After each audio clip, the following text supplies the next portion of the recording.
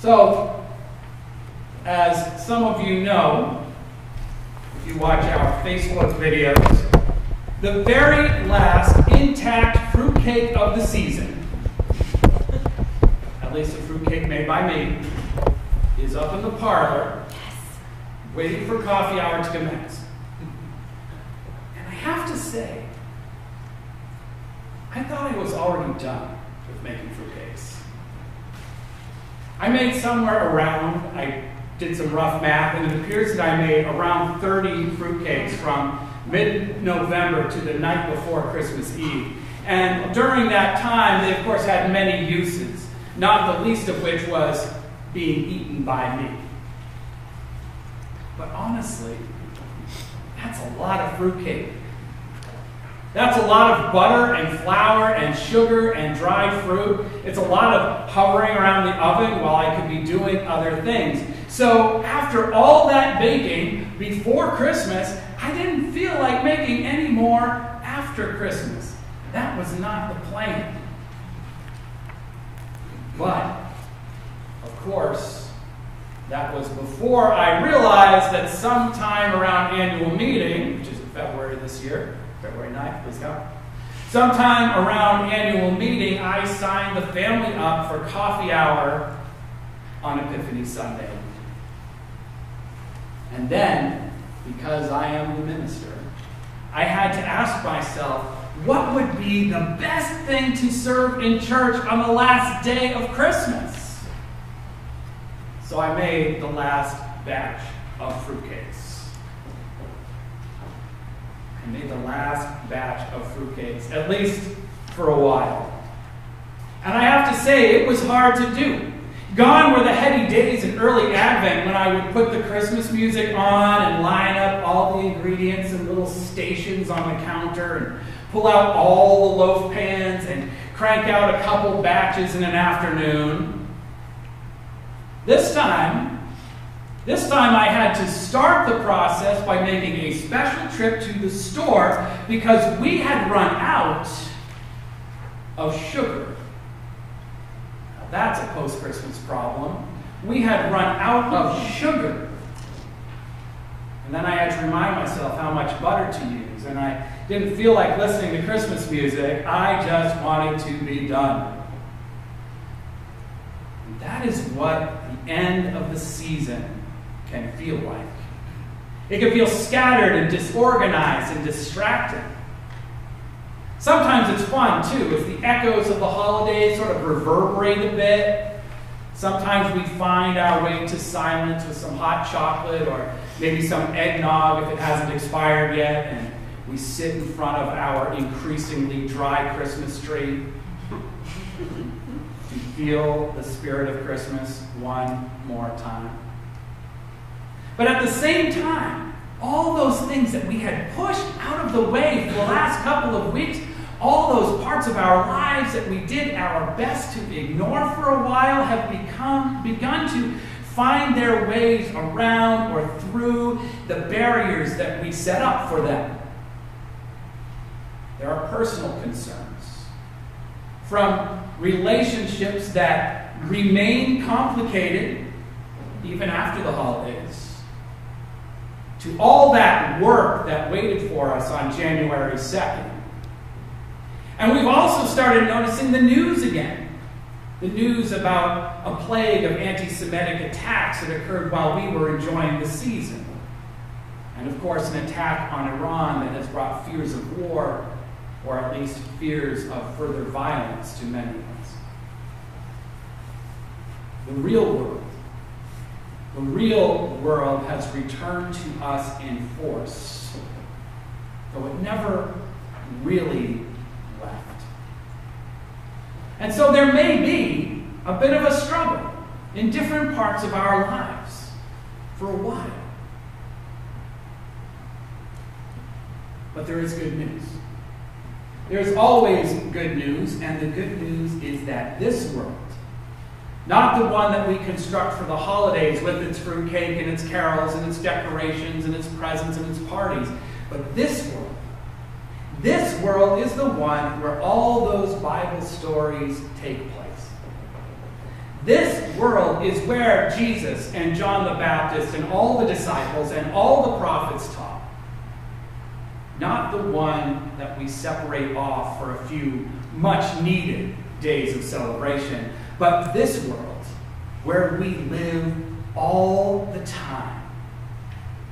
Even when we don't like to think that we are living in it. Those sages in our reading from Matthew, for example, followed their star for however long it took. They survived their meeting with a tin pot dictator in the form of Herod. They saw the child. They chose a side. They decided to return by another way, thereby subverting the standing order. They may not have been kings, as the song says. In fact, they probably weren't kings. But they were definitely, at least in that moment, they were politicians in a real world, making this world decisions in a land of profound complexity. Now, that land of complexity hasn't gone anywhere, has it? We live in it today. And as we reluctantly strap back on the packs of real life to deal with that complexity, to make millions of decisions and actions, large and small, to get through this existence with our hearts and souls intact. As we strap on the packs of this world with the weight of our burdens and obligations holding us down, it is easy to take that weight to heart, to resign ourselves to hard travel until the next culturally determined break or vacation. But it doesn't have to be that way, does it? Those things that we were celebrating, those spiritual things just a few days ago, they still exist in our lives. And sometimes we even notice them. And when we do, we need to pause to celebrate again. We need to pause to celebrate again. Now today we heard those words from Isaiah. Arise, shine, for your light has come, for darkness shall cover the earth, but upon you God now dawns, and God's glory will be seen among you. Upon you God now dawns, and God's glory will be seen among you.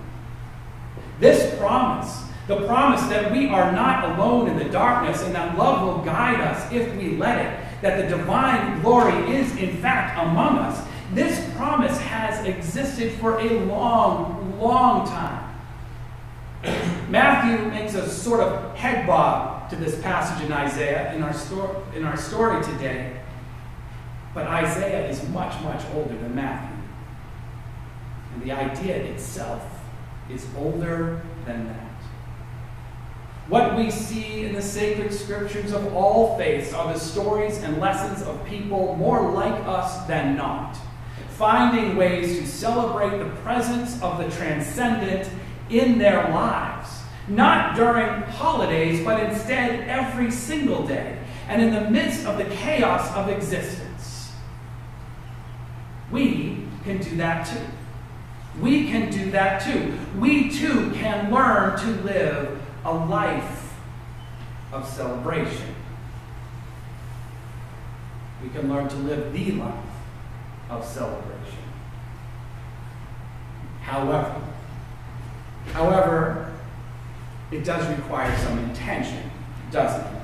We often find ourselves distracted.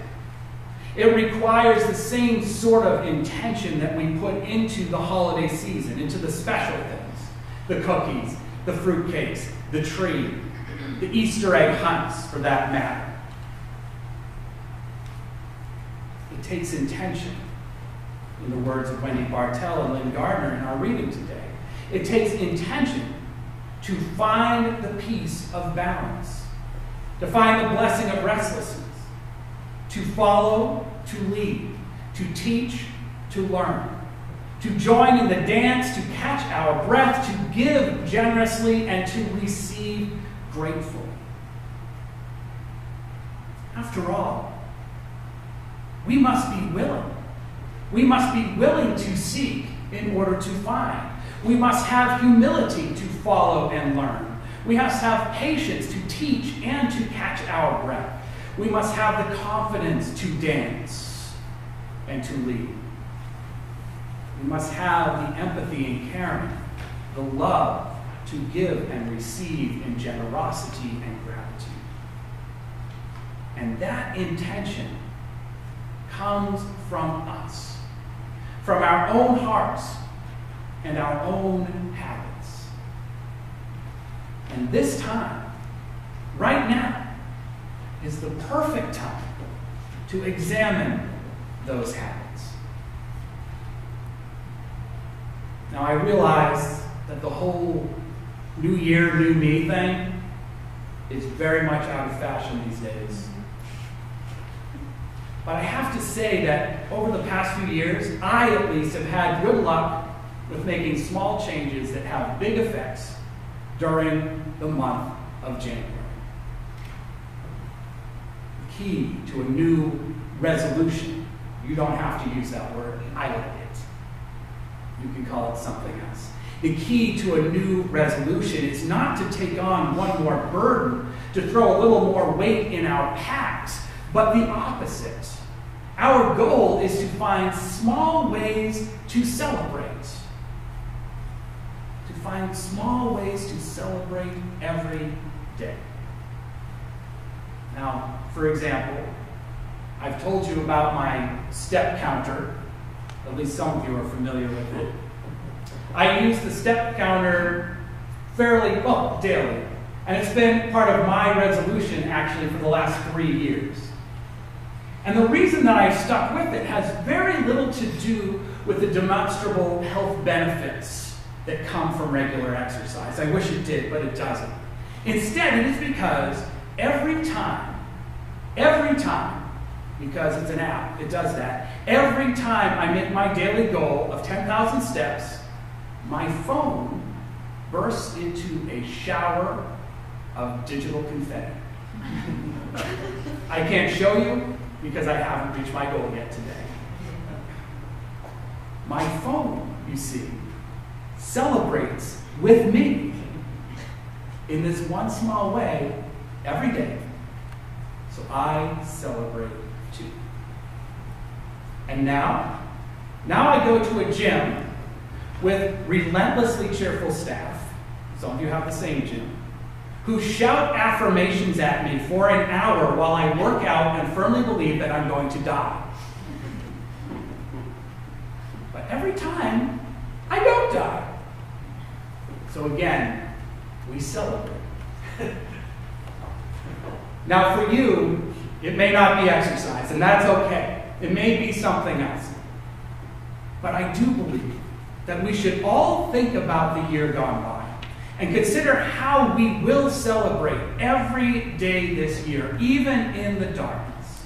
Maybe there's something on that list that we just read a moment ago that we would like to work on, for example. Maybe we find something new that we want to learn. Maybe we find something that we want to teach. Maybe we want to pray or meditate more regularly. Maybe we want to give more or be more grateful for what we have received. Perhaps we want to be stronger leaders or more discerning followers. The trick, if we want to call it a trick, is for us to see whatever it may be, whatever we choose, not as a burden, but a celebration. Not a task, at least not all of the time, but a gift and an opportunity that will sustain us even when we don't feel like holiday songs and fruitcake. So let's take a moment now, just a few moments, before we head into communion, to think about what we would like to celebrate in the coming year.